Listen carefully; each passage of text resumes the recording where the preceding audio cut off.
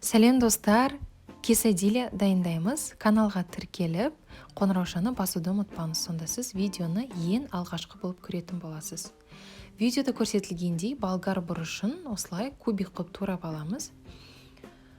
Болгар бұрышынан кейін пиязды майдалап тураймыз.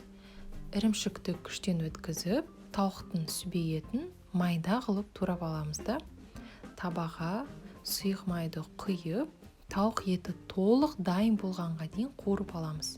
Өзіңізге ұнаған дәмдеуіштерді қоссаңыздар болады. Менде тұз және де паприка. Тауық еті дайын болғаннан кейін табанан алып, жаңағы болгар бұрышы мен пиязды толық қуырып аламыз. Орташа отта тауық етін қосып, кішкене араластырамыз да.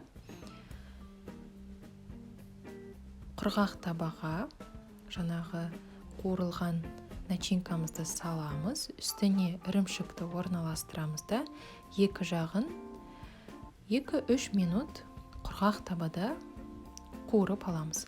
Соусымызға қаймақ, тұз, сарымсақ және де осындай өзіңізге ұнаған ас көкті салып, толық араластырамыз. Өте дәмді әрі пайдалы соусымыз дайын болды.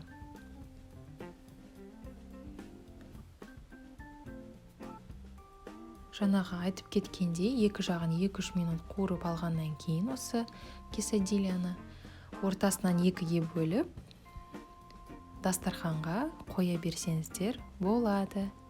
Мінекей достар, өте оңай әрі дәмді, пайдалы quesadillamыз дайын болды.